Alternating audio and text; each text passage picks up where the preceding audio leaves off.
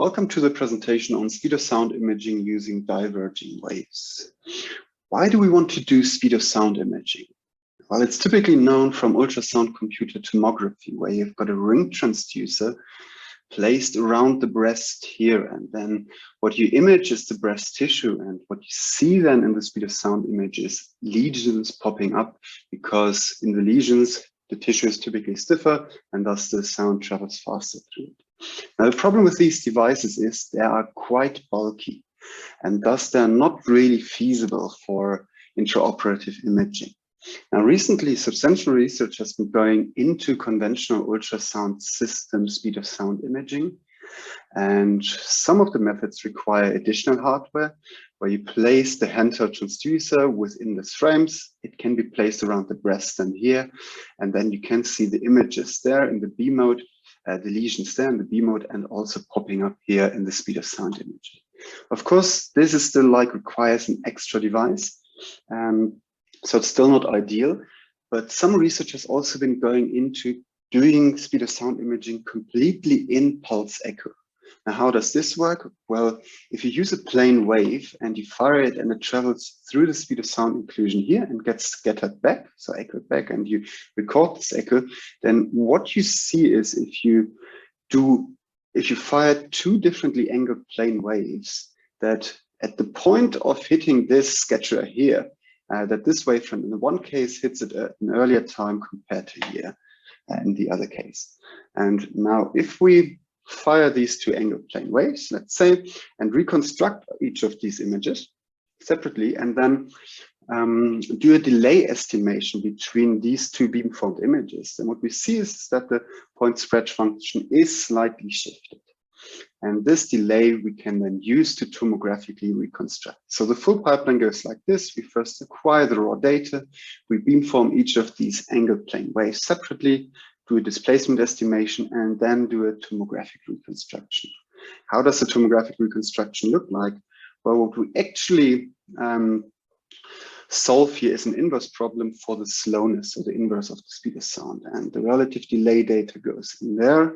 And then you've got the path matrix here, which is quite huge, which gets then multiplied with our slowness, which is just like minus the delta slowness, which has like this initial slowness at which we were beamforming the initial frames in the first place.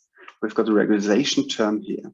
And now if you look at the path matrix here in more detail, and you see that this one line here has the transmit and the receive paths of both frames in this. So like the one, let's say, plane wave was going into that direction, and the other one was going into that direction.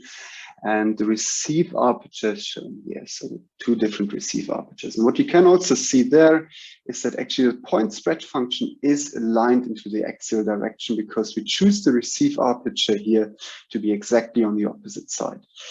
Now, it was shown before in a recent publication that leads to better speed of sound images. And this is referred to as adaptive receive aperture in this paper, because we also investigate this compared to the full receive aperture, where the receive aperture is just placed above the sketcher that we want to reconstruct.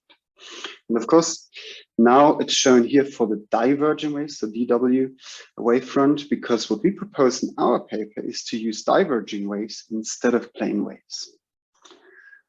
Now, why do we want to use diverging waves? So far, speed of sound imaging in pulse echo has only been done using plane waves, but there's actually quite some arguments why diverging waves should work better. And it's best shown in a simulated case where we have the transducer here, and we fire a plane wave which travels through the speed of sound inclusion here, and we record the wavefront at this dashed line down there. And for the plane wave, we see that these artifacts here occur. And of course, this arc is coming by the speed of sound inclusion there. But these artifacts here is really something that we don't want. And for the diverging waves, you see that this is less the case. Now, if we compute the cross correlation with a case where we don't have the speed of sound inclusion, then we can analyze this in more detail. What we first see, of course, is if we look at the lag that The speed of sound inclusion produces a lag here compared to the surrounding medium, which makes absolute sense. Down here for the diverging wave case as well.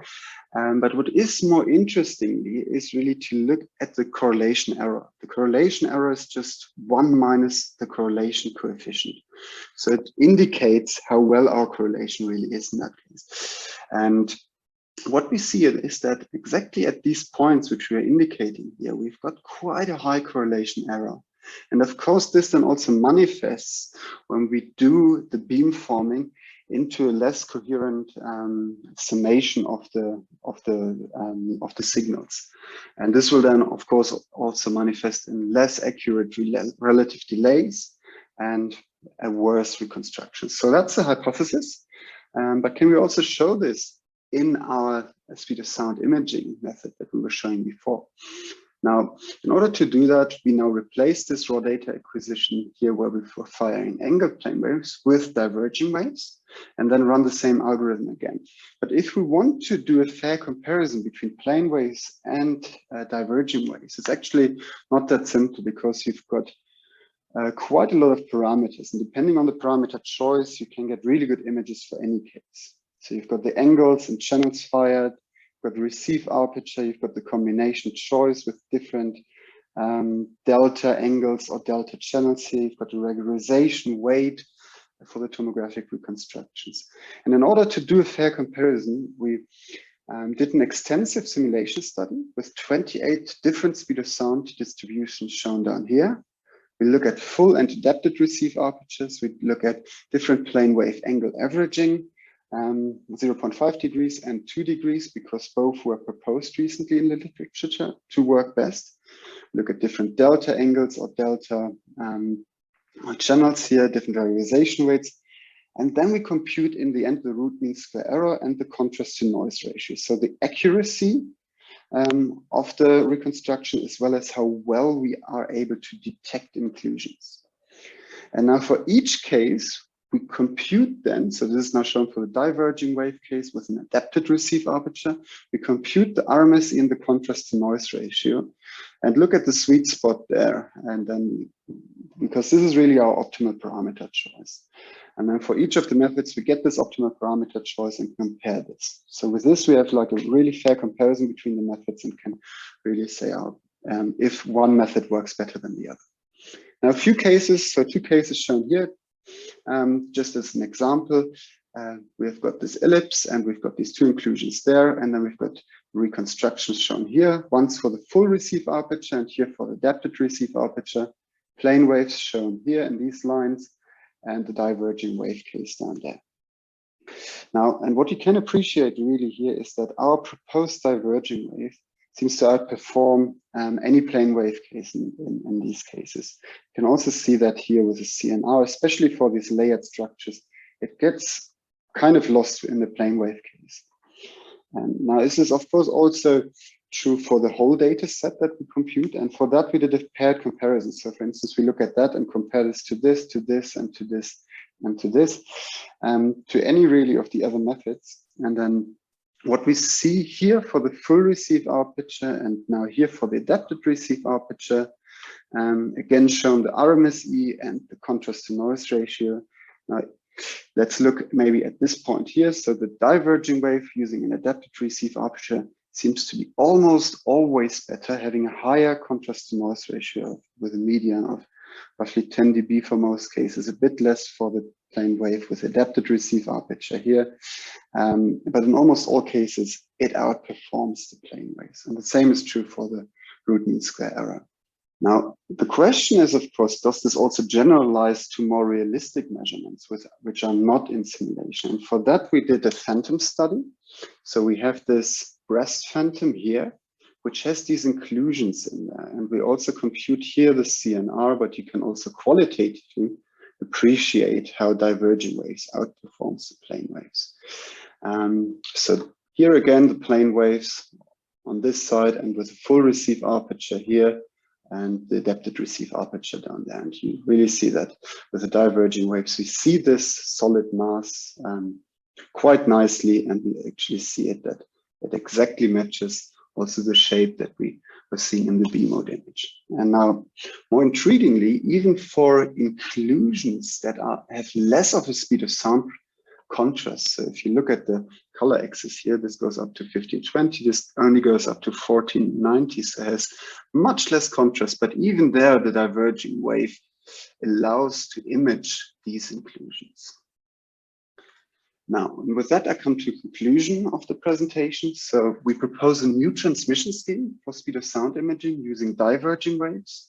It's implementable on conventional ultrasound systems, and thus it's readily transferable for intraoperative procedures such as biopsy guidance.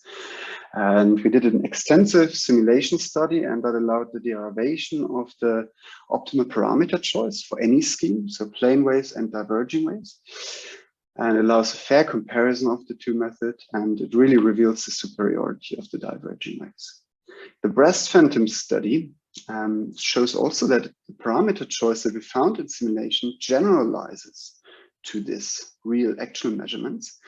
And it also indicates that low contrast inclusions can be imaged using diverging waves. And with that, I conclude, and I'm looking forward to the discussions at the conference. Thanks a lot.